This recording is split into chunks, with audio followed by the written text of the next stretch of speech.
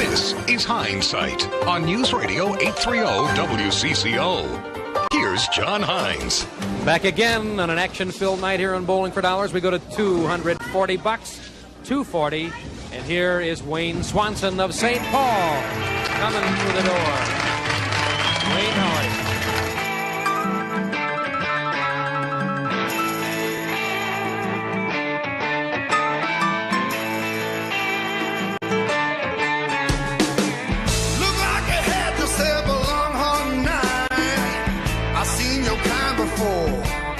John Hines with you here on News Radio 830 WCCO on this Thursday evening. And a special guest joins me in the studio. The guy's become a friend of mine. We met at a charity function, as a matter of fact, as I recall. I think that's right, wasn't it? Tom Osmond, good evening. How you doing? Doing great, John. Thank you for having me. Is it right to say, I described you as this way on Facebook and I think also via Twitter, that you are the curator of tcmedianow.com. That's a good title. You can go with that. Yeah, you're the one who gathers and collects. You acquire these pieces of video. Dumpster diving. Sure. In many cases. I did like when the one piece you commented on, you said it was from his private collection. Well, the things that I gave you that are on that webpage now are from my private collection, I'll have you know. And they've been very popular since I posted. Yeah, right. I'm sure. Thanks for blowing a little sunshine up my skirt there. Well, you had me on the show. I gotta. Yeah, you gotta do something. Say something nice. tcmedianow.com. Where did you get the idea for this? Well, I've been saving tapes and saving all kinds of media since I could, and saving things and reliving memories, whether it be photographs or video, whatnot. And when YouTube came out, I thought it'd be kind of fun to put some of the videos I've collected throughout my life that either I taped or had acquired, and I put a few posts on YouTube. And the YouTube posts got thousands of hits, so I thought, well, let's try doing something a little bit different, and created a site and was able to put longer clips. At the time, YouTube could only do about 5 minutes, but with my own website, I could put half-hour, 2-hour clips on, and just start expanding the collection that way. And then moving beyond just finding VHS tapes from my own home, but friends and family, and then meeting people such as yourself at events and seeing if they had some tapes in the closet they didn't need any longer. Well, you're a young man. And I want to know where this interest came from. First of all, the tapes that you had of your own at home, how far back could they have gone? Where did your interest lie? How did that first begin in saving some of this media stuff? We had one of those VCRs that were about as big as this console when they first came out. And we didn't know how to use it, obviously. Like the dashboard in a Buick. So timing, programming VCR, if you want to tape Rudolph the Red-Nosed Reindeer, you get 6 hours of footage off one tape. And after a few years, after a decade or so, it's not so much the program you wanted to tape that's interesting, it's everything around it, the commercials and the news that got accidentally taped on afterward. And I've always really enjoyed history and culture, and I think that a lot of, especially my generation, how we remember things were either through newscasts or through what we remember on TV. And it's just a way of, you can't travel back in time, but you can do it somewhat through watching video. One of those newscasts that you have a clip from is sampled here. Let me see if I've got this. Wait, yes, this is the one. This is the one. We just passed this anniversary 2 days ago. It was the 26th anniversary of Dave Moore's final broadcast. Final 10 o'clock. It was the 10 o'clock, the final 10 o'clock on WCCO television. That must have been a Friday evening. Because Don Shelby then started the following Monday on the 23rd as the anchor. So tomorrow is John Shelby's 26th anniversary of starting at 10 o'clock. All right. Yeah. Here's part of what Dave Moore said in his sign-off. One does not survive 28 years at this news desk on one's talents alone. He or she has to have help from two sources. You have to have a supportive employer, and you have to have a loyal audience. My longevity, I'm here to tell you, is the result of having been blessed with both. I have survived all these years in this high transparency business because my employers have refused to measure my worth by the fallacious standards of the so-called audience rating system. There you go. A little bit of Dave Moore. Probably one of... No, wait. Were you... I got to give you a ballpark idea. How old were you in 1985? I was in elementary school. You were what? I was in elementary school. So you didn't have any particular interest in that then at the time, did you? Well, or did you even have an... I was a little ahead of my time. I admit I was probably watching the news, and most people were watching cartoons my age. A little bit quirky that way. Still am, but... And this is just something that you happen to have, do you think, in your own? That video actually came from another collector, Tom Gavaris of Radiotapes.com. I believe you know Tom. Sure. And that he actually provided me that video a couple years ago and was able to put that on my site.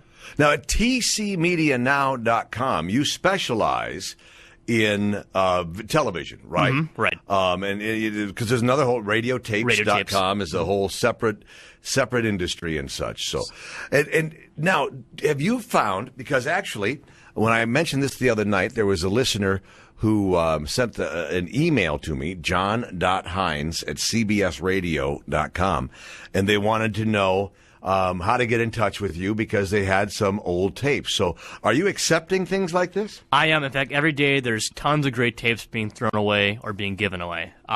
So please, actually, on my website, you actually can email tom@tcmedianow.com.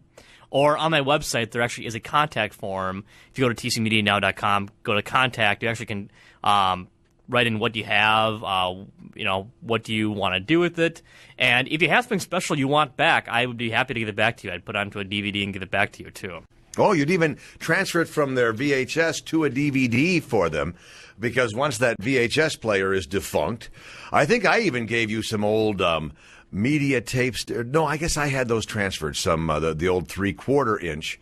I had transferred. You gave me 3/4 inch, and I do transfer that too. So if it's beta or VHS 3/4, I do it all. You've got it all. I do it all. He's got it all. So, and right now, this website at tcmedianow.com, check it out. It's a great place to spend some time. But there, you have a few Google pop-up ads there, and you say, so you're actually making money. Tell everybody how much you've earned off of your website in the last 3 years. Well, didn't you see the limo dropping me off here on my way to the station tonight? It's a nonprofit venture. I'll say this much. So any kinds of donations I take are tape donations. That's how the site continues. So not looking for compensation other than just some videotape. Yeah. That the older the better. For folks who might be wondering, he's managed to earn like about $17 in 3 years of doing this. So it is a labor of love, without Correct. a doubt. All right, here's what I'm going to play. I'm going to play a clip here now, and we're going to see if somebody can call at 651-989-9226 and tell us the year. Now, I have the years for some of these, but we'll see if somebody can tell us the year, what year this was, all right? At 651-989-9226, here's a clip.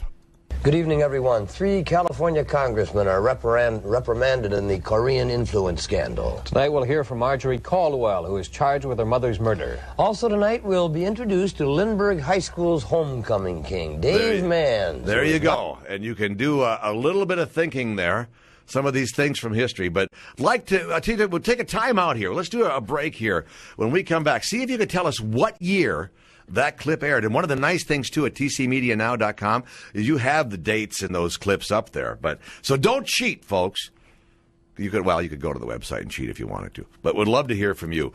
We'll get into that next year on WCCO. Podcast Hindsight with John Hines. WCCORadio.com. Good evening, everyone. 3 California congressmen are reprimanded in the Korean influence scandal. Tonight we'll hear from Marjorie Caldwell, who is charged with her mother's murder. Also tonight, we'll be introduced to Lindbergh High School's homecoming king, Dave Mann, who has not allowed his disability to be disabled. So folks are guessing as to what year that clip was. You can see the clip actually at tcmedianow.com. Some of these are portions contained within broadcasts or whatever, but it is fun because there's a great search tool at the top of the page up there that you can go to and just check out at tcmedianow.com. The curator of that website, the guy who collects this and takes the time, because a lot of this has to be downloaded in real time, right? There's nothing fast about video. Okay. Anyway, he loads it all onto that website so that we can enjoy it, and it also preserves it. We're going to talk about that. Here's a texture that guesses 1976 for that clip. No. Not exactly. If you think back to when the murder occurred here, hang on a second. Hi, good evening, lucky listener. Who's this? Hello? Yeah, this is Bob. Hey, Hello. Bob, how you doing? Good. So when do you think that was? I'm going to say 70. 1970. Oh, no. You're a ways off. But do you remember Marjorie Caldwell in the Congdon Mansion? Glen Sheen Mansion, I guess, actually. But the murder of Elizabeth Congdon and the night nurse, Velma Pietla. There's my little bit of trivia for you. No, it was not 1970, though. Another good guess. Can I give a hint? Yeah. The hint is that aired right after WKRP in Cincinnati, that clip. Oh, it did? Okay, so that should help. Another one of those things that kind of puts it in a timeline. Now, let's talk a little bit. I don't know if anybody's going to guess it. I'll just tell them. It was 1978 was the year. So our 1976 texter wasn't that far off, but... So Tom Osmond is my guest. He joins me in studio here this evening. We're talking about his website. You were talking about the most popular clips. I'm sure that there's at least 2 or 3 episodes there or broadcasts of Twin Cities Today, the program that I hosted along with June Lindsay. Actually, she was one of 3 co-hosts with whom I worked. There are 3 full-length Twin Cities Today with commercials, and it's just like watching it back in 1981. You can sit back and... The fun part about many of these tapes that you have up are the commercials. I try to keep things as preserved as they would have been if you would have flipped on your dial 30 years ago and what it would have been like. I don't like to edit it down. You can speed through it if you don't want to watch parts of it, but I want to make it as time travel possible as a viewer can by sitting down at their computer, punching that in. If you want to see commercials for Love Boat in the middle of your programs or for Tidy Bowl, you can. Well, interesting, too, when you see some of the auto ads and what the prices were on these vehicles. For a new car. You go, but yeah, for a new car, a new pickup truck, something like that. It's a great way. We all enjoy doing that in newspapers, but this is an even better way to see it when you get a chance to see these trucks rolling. Here's another clip that has a particular significance for me here. Hang on a second. Channel 5, KSTP-TV, St. Paul, Minneapolis. Here's the kickoff toss-up question in this morning's high school bowl. What do we call the colored portion of a vertebrate's eye? Saucer, a dinah. The iris. That's right, for 10 points. The iris. So, yeah. Anyway, the reason that has significance for me is because that was the host of High School Bowl at that time on Channel 5, was one of my very first instructors at Brown Institute when I went to school at Brown Institute when they were on 32nd and Lake in South Minneapolis. That was Roy Findon, who was also a part-time meteorologist for them. For about 12 years at Channel 5. Yeah. And an accomplished accordion player. Did not know that. Yeah, a little more. But Roy Findon is also the one who, I think it was my second week at Brown, called me into his office and said, "What are you doing here?" I said, "What?" He said, "Why are you here?" I don't know. And he said, "Why don't you save your money?" Now, have you told Roy this? I have told him this on more than one occasion, yes. He suggested I drop out and save what was then $1,758 for the 10-month course. It ain't a fraction of, that's not a fraction of what it is today. So, if you have a comment or two, you want to call in, you want to ask a question of Tom, we can do that as well. Tom Osmond is the curator. Or if you have tapes and you'd like to know if what you have may or may not be valuable, 651-989-9226. But I started to ask you about what was most popular. For a long time, it was Bowling for Dollars was the most popular tape I had. Hosted by Tom Ryther. And Johnny Canton for a while, too. Majority of people remember Tom Ryther in the 70s. They did about 400 episodes on Thursday, Friday, Saturday night. And I get a lot of questions. It was weekly for a while, and I haven't gotten them in a while. But do you have my tape of Bowling for Dollars? I was on in October of 75. Can you go ahead and put that online? Well, I'd love to, but I don't have the library behind me just to slip that tape out. And I don't think I've checked around. These tapes, unfortunately, tape was expensive back in the day, and it was destroyed and taped over. Stations didn't keep the stuff. One of the interesting things about my site is I have things the stations don't have anymore because they taped over stuff, they erased stuff, they destroyed stuff. Owners changed, management changed, and sometimes the old went out with it. All right. Now, you have actually recreated Bowling for Dollars. I did Bowling for Dollars live at the Bryan Lake Bowl about 2 years ago, and we sold out Bryan Lake Bowl. We brought in a lot of we had new games, we had new contestants, but we had Tom Ryther came back and hosted it, and we had a great time. We had some contestants that actually were on the show originally. We drew them, and they came back in and bowled again. Do you remember? Did you ever know Tom Ryther's nickname? I did not. When he was on the set with Ron Majors at the time, I believe, correct? Wasn't he? And Cindy Bricado was a part of that. Wait, no. Tom Ryther was at... He was at Channel 5 with Ron Majors and Dr. Wald Lyons and Barry Zavan. Ron Majors referred to Tom Ryther as the Great Garbooner. I have no idea where that came from. Tom Ryther also had one of my all-time favorite comments regarding ice fishing. He said it's like drinking in your garage. That's pretty good. I just thought a little more trivia going back your way. Okay, so that was for a long time one of the more popular ones. And then I posted the Fridley tornado, the July 18th, 86 tornado. We just passed that 25-year anniversary this year. And I did an article for MinPost, actually. MinPost allowed me to do an article for them and got tons of hits. Channel 11 picked up on the story that day and a couple other sites. So a lot of hits that day. Here's the clip. And interesting, I put this clip, too, on my Facebook page. But it's also linked to tcmedianow.com there.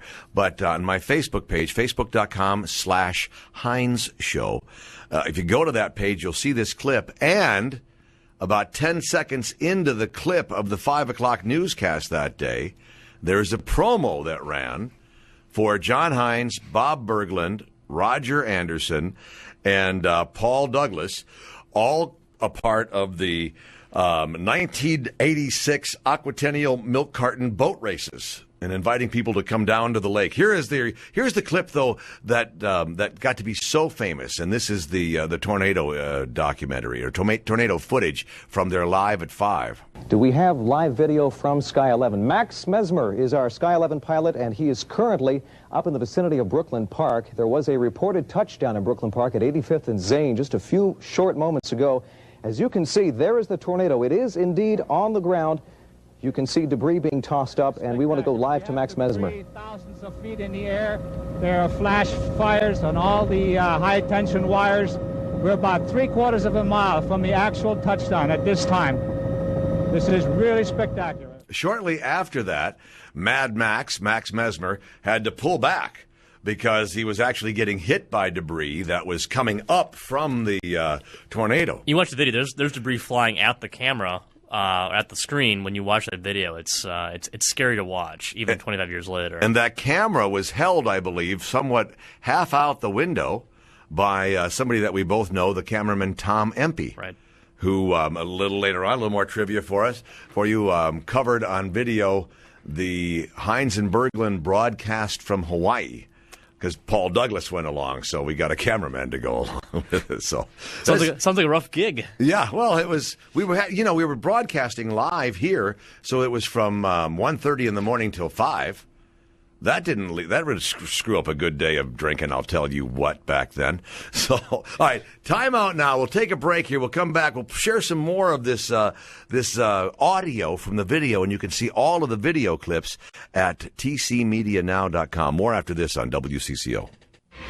Thank you, Minnesota, for making us the Marconi Award winner for Large Market Radio Station of the Year. We couldn't have done it without you. News Radio 830 WCCO. Now, back to Hindsight with John Hines on News Radio 830 WCCO. We would like to remind you that we are going to be videotaping Twin Cities Today on Thursday at 1:30. We would like you to come down and be a part of the audience. Bring a blanket, pillows, whatever makes you comfortable, because we're going to be outside, and this is going to air on Monday, Memorial Day. If you'd like to be a part, call us at 645-2731 so we can have an idea of how many folks will be joining us. Right now, though, we have someone in the audience to tell us about an upcoming event. Would you stand up, sir? Here? Right here. Right there you go. Okay, now, what's coming up? On Thursday, May 21st, it's the Centennial for Red Cross, and this is just one of the disaster volunteers, and this show was a disaster, so I figured you could really use help. No, NSP Plaza. There's a clip that goes back a bit. That is June Lindsay and me from Twin Cities Today. And I guess if I looked at what the centennial was of the Red Cross thing. Wait, I do have the date on that here, don't I? Hang on a second. Yeah, there you go. I have a date here. That was 1981. 30 years ago this year. I posted that on the 30th anniversary of that video this year. Well, son of a gun. Came from your private collection. It came from my private collection, yes. And actually, I'm trying to get my weight back down to what I weighed then. But a three-piece suit makes a person look much slimmer. With a Red Cross jacket and hat on, too, though. Was that at the end of the show? Yeah, you had the Red Cross jacket and hat on. So I was a disaster preparedness thing. Do you have any problem at all using any of this footage? Does anybody say, no, you can't use that? I don't want you to use that? I've yet to have someone of authority come to me and say, take it off. And I think that I coexist with the stations, and I think that I'm doing something that they're not doing, and I'm not putting things that are controversial in nature to them. Things that are going to put them either back in hot water if it was a controversial item 30 years ago. I'm trying to get history and culture out of this and enjoyment. I'm not trying to make my mark any other way. That's exactly what this clip is. This is a clip from, I don't know what year this was. This was Ron Majors doing a cut-in. The same way you're watching any program in primetime television, you'll see, these days you'll see. The news brief. Yeah, you'll see the anchors from Frank Vassalero or Amelia Santinella will come on and say, tonight at 10, sometimes maybe a half an hour or so beforehand. This was one of those cut-ins that Ron Majors did back on Channel 5. And he wasn't any too happy about it if you listen here. Bronco cheerleader. I want to assure you that this is a local news cutting. We have nothing whatsoever to do with the Playboy roller disco pajama party. There is more trouble in Iran. The crisis continues there. We have a story of a Thanksgiving reunion. 2 boys in Afton, 2 small Vietnamese boys have finally been reunited with their mother, father, brothers and sisters, and an aunt and uncle after 4 years of separation. We'll have that story and more for you. Those of you who've turned off your television sets in disgust, wait about another half hour. We'll be back with the news. That was Ron Majors talking about, he had to do a cut-in, the Playboy roller disco pajama party. Hosted by Richard Dawson. Well, who else? Well, this was the era of Charlie's Angels and Three's Company. This was ABC's glory days. Yes. So, do you have parts of that program on there as well? I've not posted that program yet. I'm thinking not really take on the Playboy industry yet. Because they might have some challenges with it. I don't think that the local station in town is going to make me take the clip off of Ron Majors, but I'm a little bit Hefner. I'm not willing to go head-to-head with him yet. All right. Do you have favorites when you look at this site? Things that make me think of, like that tornado video. I remember watching it as a young fellow. I remember being pretty frightened of that event. But for me, commercials and news makes me think of where happy childhood memories. There's some commercials on there that. Whether it be from McDonald's or other places that you kind of think of simpler times. And that's what I enjoy most. Yeah, you've got a whole section of commercials of all different products that you managed to isolate. And a lot of those also show up on YouTube, but this is a neat place to see them because they have come up in the middle of some of these broadcasts that you've assembled. Yeah, the commercials I try to focus on local commercials, Northwest Banks or... Well, here, hang on a second. Speaking of Northwest Bank... this is from 1982. It was the Friday after Thanksgiving, the Black Friday, the big shopping day, but not so much at one particular department store in downtown Minneapolis. Since the early 1920s, it had looked much the same, an imposing building that served as one of the main attractions on Nicollet Mall. But early last evening, flames were spotted inside the old Donaldson's building, flames that quickly spread to the Northwestern National Bank. And tonight there is a very different scene on Nicollet Mall. 2 buildings continue to smolder after one of the worst fires in Minneapolis history. That story dominates tonight's 6 p.m. report. That was WCCO's Don Shelby, who anchored that particular report that Friday after Thanksgiving. And this was the fire Did they ever determine, was it started by kids or was it transients who were living in From there? what I understand, it was kids that had committed arson, from what I recall, when I did some internet research before I posted that.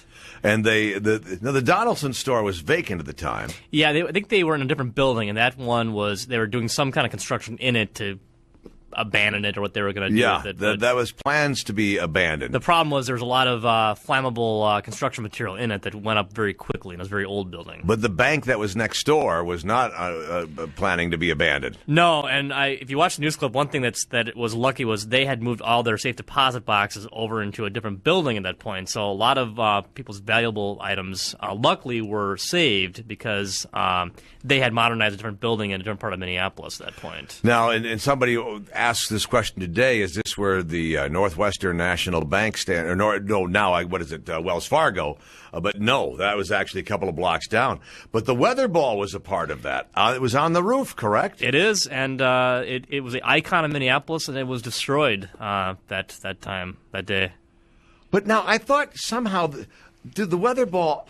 Or maybe it wasn't destroyed. I don't think it was destroyed, okay. Tom. Tom Osmond is my guest. He's the curator of the website tcmedianow.com. And if you have a question, you can ring in at 651-989-9226. If you have video you would like to ask about what should be done with it. And one of the problems, because I think that weather ball remained up there because my mind had it that it was eventually moved to another location and preserved. You could be right. Do you remember the weather ball's jingle? I know it's been inquired on the site a few times. Jonathan, I think we even have it in there. Jonathan might be able to find it, but when the weather ball's steady red, warmer weather is ahead. When the weather ball's blinking white, colder weather is in sight. Maybe the weather ball never was outside of Minneapolis again. Maybe that's what I'm remembering. I think you might be right there. Unless I thought, hang on a second, here's the jingle. Hold on a second. When the weather ball is glowing red, warmer weather's just ahead.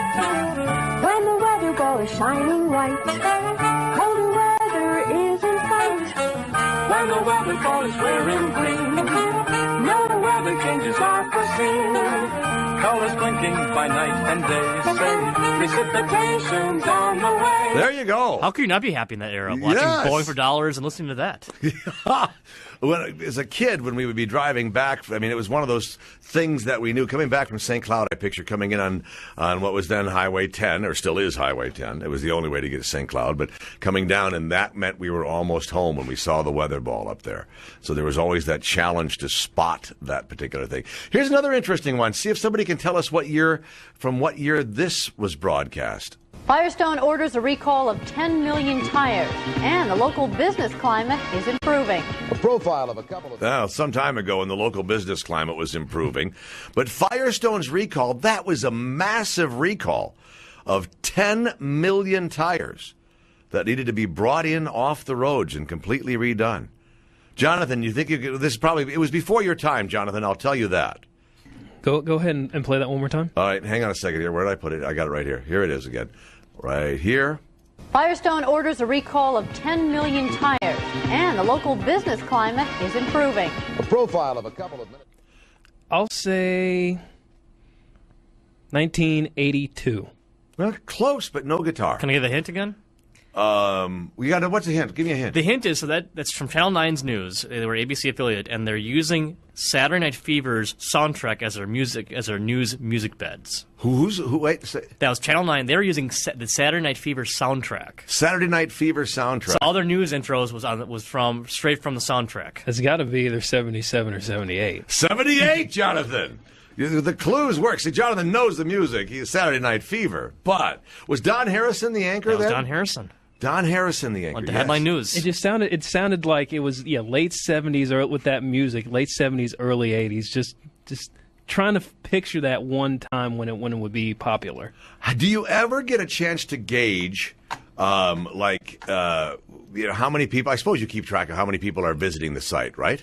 Yes, and you can actually see how many people have actually seen clips. If you go onto the site, you actually can see how many hits a certain clip has had. Oh, all right. Good to know as people are paying attention there. So, well, I appreciate your coming in. Here's one more clip. I wanted to share this with you. Hang on a second here. I know the year on this one. How many of these things do we need to empty anyway? I don't know. Only going to have enough to build a boat? Oh. Be there when TD11 and WLOL present the Land O'Lakes Aquatennial Milk Carton Boat Race at the north end of Lake Nokomis Sunday, July 20th. Come on, pal. You're going to have to start helping here. Come on, please. Please. Somehow, and to this day, that is a promo for the milk carton boat races. As I mentioned before, with me and Bergie and Roger, and Paul Douglas walks in. I don't think he really wanted to be that much of a part of it, but he walks in the back. But there was a kitten. We were emptying milk cartons, and there was a kitten and I have no idea where the kitten came from. You know, it's wandering Golden Valley, maybe. Yeah, I suppose it's quite possible. It's conceivable in that particular case. So, but I don't know where that came from. Go ahead. And like I said, if you have tapes, if you have old, and I'm talking old tapes, 20 years ago plus, kind of before the cable penetration of the market, email me at tom@tcmedianow.com. Let me know what you have, how many you have. If it's movies off like HBO and Showtime, I'm probably not going to be able to use them. But if there are things that you tape off local TV with the commercials and the news and, again, the era where you didn't know how to use your VCR, let me know. And I can, again, VHS Beta or other formats, I can transfer them and put them online. I will give you credit online. I'll put your name on the clip. From where it came. From which private collection I took it from. But like you said, people who are looking through this don't really know in some cases what they have, because they might have just set that SLP function on their VHS so they could tape Happy Days, and in that case would manage to get the newscast that followed it. Those are the best tapes. I'm archaeologist in that sense. I dig through the tapes and I fast forward a lot, and I try to find. I can find 30 seconds on a 6-hour tape sometimes that I can use, but that's still a good 30 seconds. I hope that people will go to tcmedianow.com. Tom Osmond, thanks a ton for coming. Thanks for having me. Appreciate it. Check out the website when you get the opportunity. Get more Hindsight with John Hines. Visit us online at WCCORadio.com. Back again on an action-filled night here on Bowling for Dollars. We go to $240. $240. Tom Ryther hosting Bowling for Dollars. What's the highest prize amount you saw when you were looking at tapes of Bowling for Dollars? I think about $300 or $400. $300 or $400. Hang on. David has a question for you. David, you had a question for Tom? Yes, I've got, during the shows, they would always have the news breaks, let you know what's coming up. Oh, turn it up there a little bit. Hold on a second. You got a volume control. There you go. There you go. Say it again. Well, during the shows, you would always have the commercial breaks. They'd say what's up coming up in the news. Right. I've got on VHS the last episode of MASH, the last episode of Night Court, and the last episode of Cheers. Oh, okay. And so you got them on VHS, but in those they had the cut-ins for the news. Did you happen to get any of the news programs as well? I have some, and you get to see the nice suits they wore back then. Well, here now, Tom. What should this guy do tell him what you'll do in return? Do you have internet access? Yes. Go to tcmedianow.com, and there's a contact tab on my website. Click contact. Remind me who you are and what you have, and I will. We'll work it out. We'll talk to each other, and we'll arrange to give you the tapes. I will put them on DVD. I'll send them back to you, and I will put the news and commercials on my site and give you credit for them.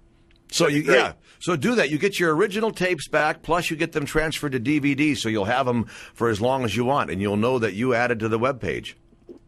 That'd be great. I'll take a look at it tonight. David, do that. Thanks for ringing in. I appreciate that. Well, that's how it starts, right? People don't even realize what they're sitting on until they hear us talking about it here. That's why I scour estate sales and Craigslist for free tapes. For free ones, yeah. Well, again, nonprofit venture. It's a nonprofit venture. Tom Osmond, thanks so much for coming in and sharing that again. I'll mention that again. I appreciate your being in here this evening. Thanks for having me. WCCO. Well, Mishki's coming up next, as a matter of fact. Oh, and on a Thursday night, it's Niles Film Files. So check that out. I'm on for Michelle Tafoya tomorrow afternoon. You're going to meet a family that went for one entire year without buying groceries. Not one penny in a supermarket. Huh?